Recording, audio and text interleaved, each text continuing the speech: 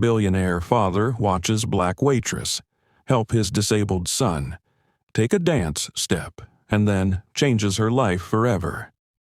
The silence that settled over Elon, the city's most upscale restaurant, was so thick it felt heavy. Conversations halted, silverware hung in midair, and dozens of eyes focused on the small space between the tables. Lucas Andrade, 10, was visibly trembling.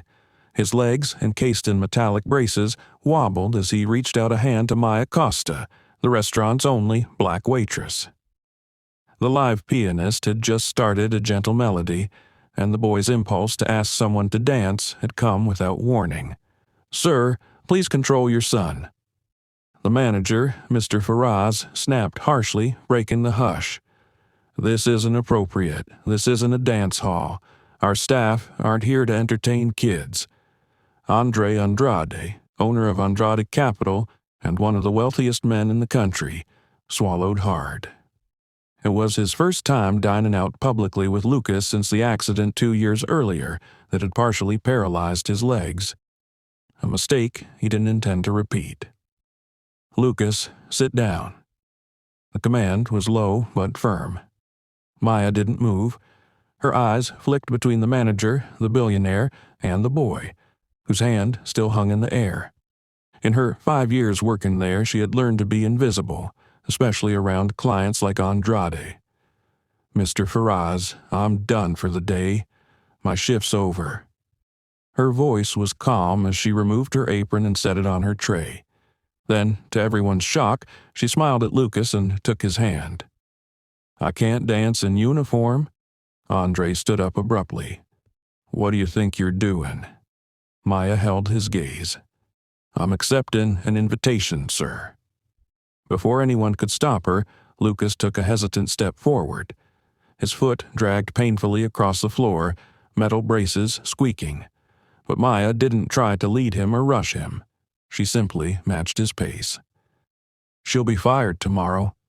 "No doubt," whispered a woman at a nearby table. Andre watched, frozen. A sudden memory gripped him. His late wife, Carolina, dancing with Lucas in their living room. "It's not about perfection," she had said. "It's about connection." As Maya followed Lucas's clumsy steps, something shifted in the boy's eyes. Fear gave way to deep focus. Shame transformed into quiet pride. For the first time since the accident, he wasn't being assisted, corrected, or helped. He was leading. "Mr. Andrade." The manager's voice broke his thoughts. "I assure you, this won't happen again. She'll be properly disciplined." Andre didn't reply. The whole restaurant waited for his reaction. After all, a man of his influence could end someone's career with a single word. Staff froze mid-task. Other diners watched with morbid curiosity. But the only thing echoing in his mind was Lucas's smile. Maya returned the boy to his table after 3 small dance steps. "Thank you for inviting me," she said formally, as if addressing an adult. "It was an honor." As she turned to leave, Andre stopped her. "Wait." His voice sounded strange, almost foreign to his own ears. "What's your full name?" "Maya Costa, sir." Andre nodded slowly. "Maya Costa." He repeated it, like committing it to memory, then pulled a card from his blazer and extended it to her. "My office. Tomorrow at 10 a.m. The entire restaurant held its breath.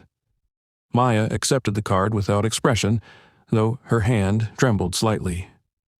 "Dad?" Lucas called out as she walked away. "Why did you do that?"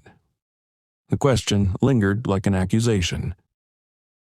Andre looked at his son and, for a moment, saw not just a child his wife had left in his care, but a complete human being whose needs and desires he had ignored for 2 years. As dinner continued in awkward silence, no one noticed Maya's final glance before leaving. Not one of fear or defeat, but of calm resolve that clashed with the storm now rising in Andre Andrade's eyes. If this story of dignity and transformation is already touching your heart, don't forget to subscribe to the channel to follow how a simple act of respect can trigger a quiet revolution, capable of changing lives forever. The lobby of Andrade Tower gleamed, its marble and glass walls reflecting the morning sun. Maya Costa felt out of place in her best outfit, a navy skirt and a white blouse bought on clearance. Everyone passing her wore clothes likely worth more than her monthly rent. Maya Costa, here to see Mr. Andrade, she told the receptionist, who looked her over coldly before placing a call. 18th floor. Miss Helena will receive you. In the elevator, Maya took a deep breath, clutching her worn bag to her chest. It wasn't fear she felt, but quiet resolve, the kind built by facing far worse. Miss Helena, a woman in her 40s with piercing eyes and perfect posture, met her at the top. Mr. Andrade is finishing a call. Please follow me. As they walked through mirrored hallways, Maya felt the curious stares of employees. A black woman being escorted through the executive floor was rare enough to spark gossip. He called to fire you, didn't he? Miss Helena asked abruptly once they were alone in a waiting room. It happens. Powerful clients call, and people like you lose their jobs. People like me? You know what I mean, Helena said, adjusting her glasses. Employees who forget their place. Maya smiled faintly. And where exactly would that place be? Before Helena could answer, her phone rang. He'll see you now. Mr. Andrade's office occupied half the floor. Through floor-to-ceiling windows, the city looked like his personal playground. He stood, gazing out, as if it all belonged to him. Mr. Andrade, Maya greeted him formally. Andre turned slowly, a mask of restrained control on his face. Miss Costa, thank you for coming. He gestured toward a chair. Please. The silence that followed was deliberate, a tactic Maya recognized instantly, the kind meant to make people nervous, to provoke them into speaking too much, to confess. Do you have a degree? Andre finally asked. Excuse me? Education. College. Maya held his gaze. Bachelor's in Child Development from USP, incomplete master's in Special Education. Something flickered across Andre's face, surprise maybe. And you work as a waitress? I have 3 jobs, actually.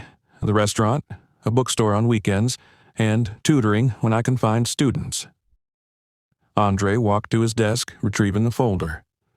I did some research on you, Miss Costa. Wanted to know more about the woman who, he paused, danced with my son. He opened the folder, revealing printed photos of a community center. 3 steps. You started this 6 years ago. Maya sat straighter. I co-founded it with my sister Lucia, a dance program for children with physical disabilities. Andre flipped through documents. Which is now about to close due to lack of funding. Maya showed no surprise. Of course, he'd find all that in under a day. I didn't come here to ask you for money, Mr. Andrade. Then why are you here? Because you invited me. Andre let out a low chuckle, a rare sound of amusement. Fair enough. He stood again, restless. I want you to work for me. Maya blinked, genuinely shocked. As a waitress in your home? His expression hardened. As a therapeutic companion for Lucas. The boy's name seemed hard for him to say. Maya noticed his eyes drift briefly to a photo on his desk, a smiling woman cradling a baby. I already have the best specialists in the country, Andre continued, physiotherapists, neurologists, psychologists. But what you did yesterday... He paused as if words were failing him. It was just a dance, Mr. Andrade, Maya said softly. It was the first time I saw him smile since the accident. The admission stung. I don't want a dancer for my son. I want someone who can do what you did. Follow, not lead. Maya studied the man in front of her. Beneath the layers of control and power, she saw what others might miss. A desperate, lost father. I can pay you 5 times what you earn now. Maya stood up. No. Andre looked stunned, like a man not used to hearing that word. I don't work for people who only see my skin or my social class before they see my skill, she explained calmly. And I definitely don't work for those who try to buy emotional fixes. Andre's face turned red. You're turning down an offer that could solve your financial problems out of pride, out of ego, out of dignity, Maya corrected, and because your son deserves better than someone hired to pretend they care. She walked to the door, then stopped. Lucas doesn't need more experts. He needs space to lead his own life. You don't know my son. No, Maya agreed, but I know people like him, people whose physical limits are nothing compared to the invisible cages we build around them. She pulled a card from her bag and placed it on the table. Free steps. Classes every Tuesday and Thursday at 4 p.m. If you'd like to bring Lucas, the first class is on the house. As she left, Maya passed Helena, who had clearly been eavesdropping behind the door. You just turned down an offer from Andre Andrade? She whispered, stunned. You're insane. Maya smiled. Maybe, but I'd rather be insane than owned. The following Wednesday, Maya was at the front desk of the community center when Zara, her sister and co-founder of the project, came rushing in. There's a luxury car parked outside, she whispered, nervously adjusting her hijab, and you won't believe who's inside. Through the window, Maya spotted the sleek car. Lucas was in the back seat, peering out anxiously. Andre remained in the driver's seat, hands on the wheel, like he was fighting an internal battle. He's not coming in, Zara predicted. Men like him don't show up in places like this. Maya smiled, remembering the look in Lucas's eyes during that brief dance. Never underestimate the power of a determined child. As they watched, the car door opened. Lucas stepped out slowly, adjusting his braces. Then, to everyone's surprise, Andre stepped out as well. The billionaire looked out of place in jeans and a sweater, a clear attempt to dress down, though his privilege still showed. I told you he'd come, Maya murmured more to herself. Zara stared at her. What did you do?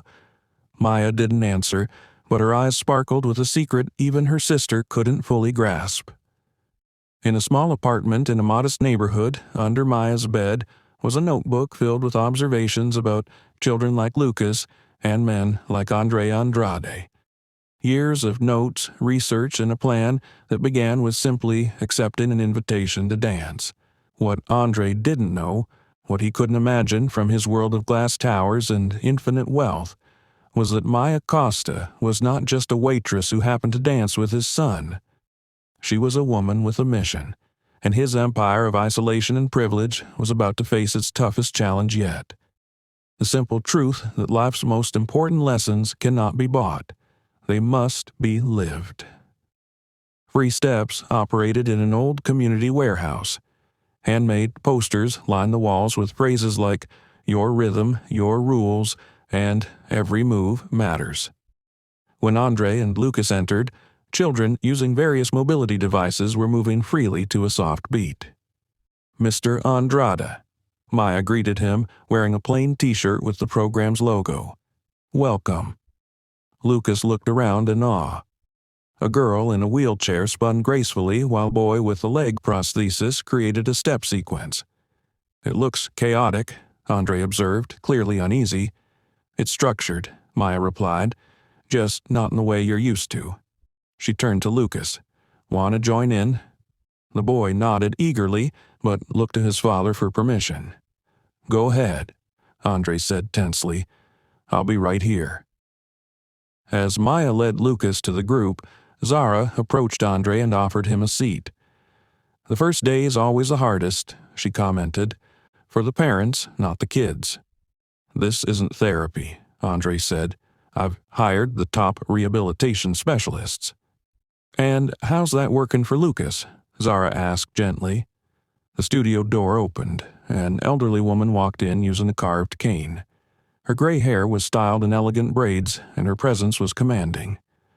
Dr. Eliana Matos, Zara whispered. Neuroscientist, retired from USP, expert in brain plasticity. The woman greeted several children before noticing Andre. "Mr. Andrade, you turned down my research proposal 3 times in the last 2 years. Dr. Matos, I didn't expect to see you here." "I oversee the research," she explained. "We're studying how non-directive movement approaches affect neural restructuring in children with motor challenges." "Research?" Andre frowned. "I thought this was just a community dance class." Maya returned, having left Lucas exploring movement with another child. "Free Steps is a pilot motor rehabilitation program," she explained. "It combines adaptive dance with neuroscience principles."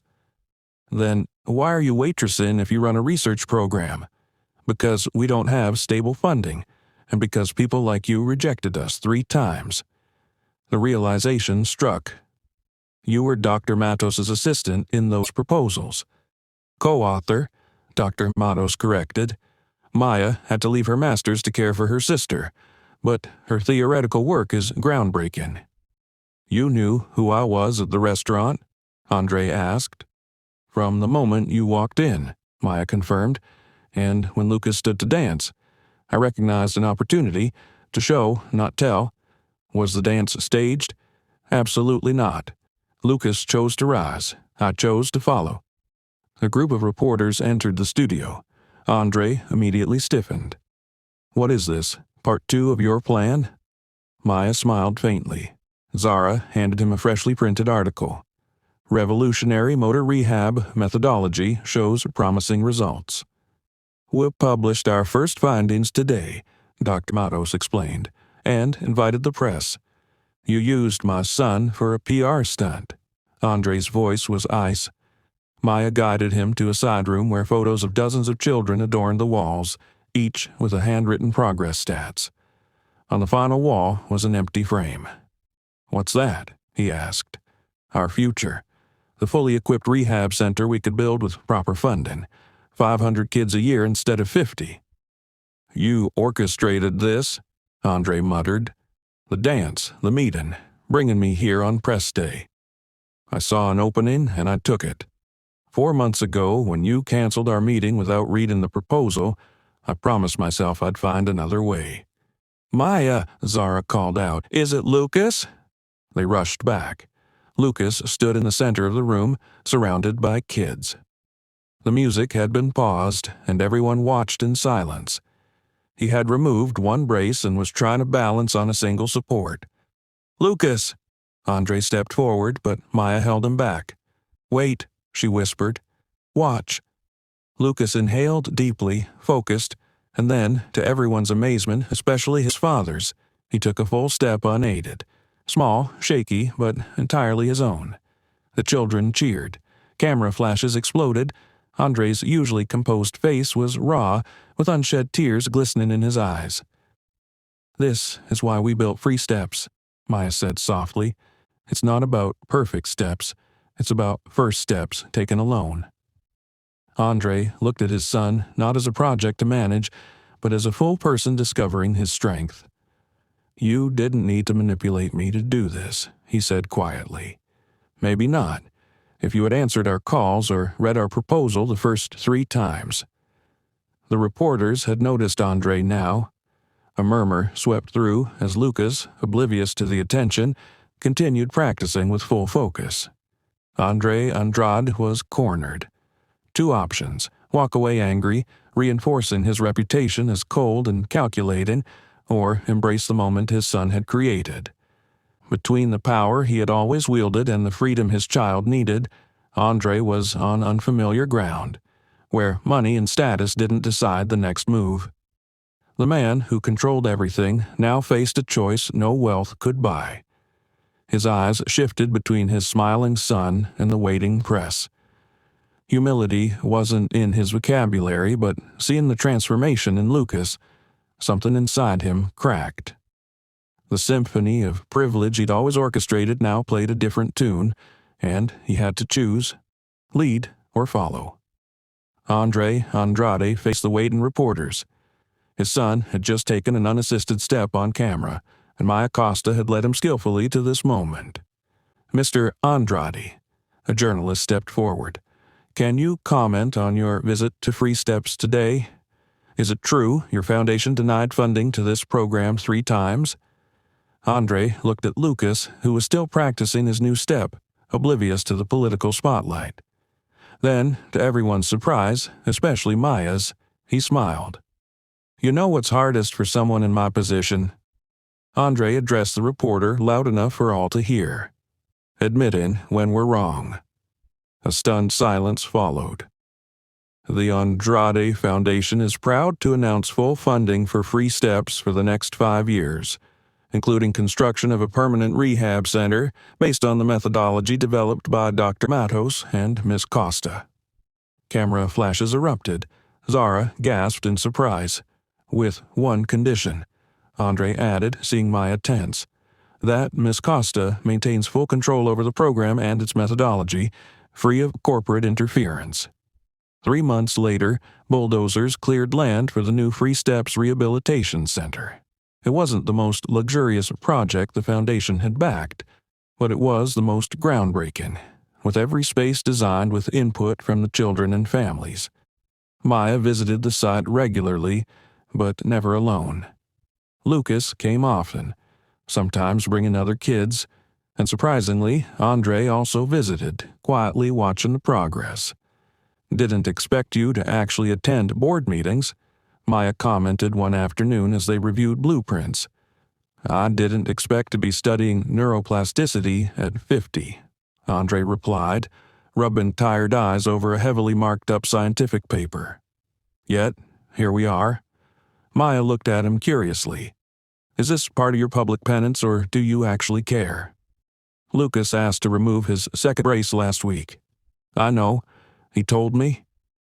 "His old therapist said that would take at least 2 more years." Maya smiled.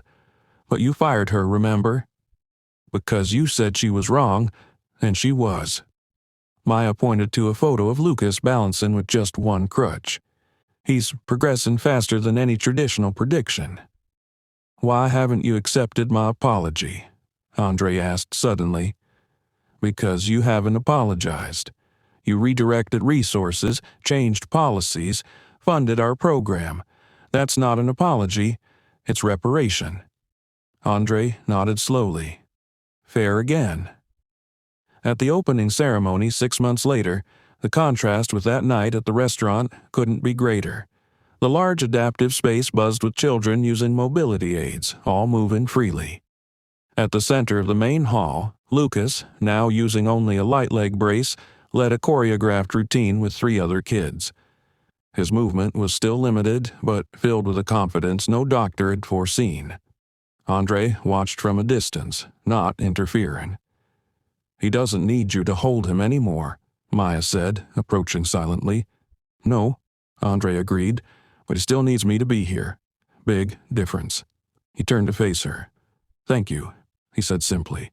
"For what, exactly?" "For teaching me how to follow." A journalist stepped forward. "Mr. Andrade, how do you feel seeing your son's progress?"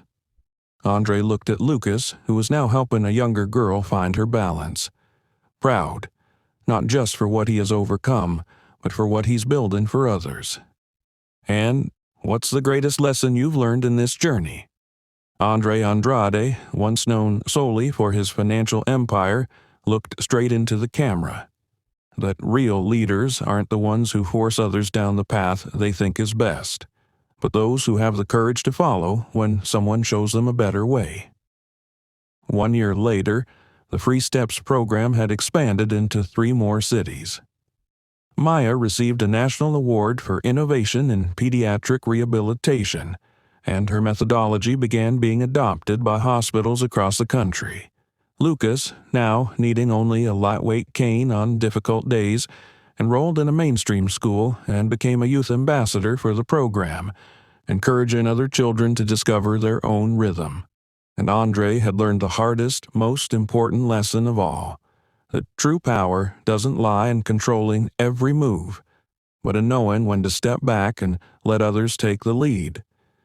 In a world where the powerful rarely shift perspective and the powerless often remain unseen, The story of Andre, Maya, and Lucas reminds us that true change happens when we cross the invisible lines that divide us, when a billionaire learns from a waitress, and a father follows the lead of his son. If this story about how a simple act of dignity changed lives has touched your heart, don't forget to subscribe to our channel, because we believe the deepest revolutions don't begin with billion-dollar ventures or bold declarations.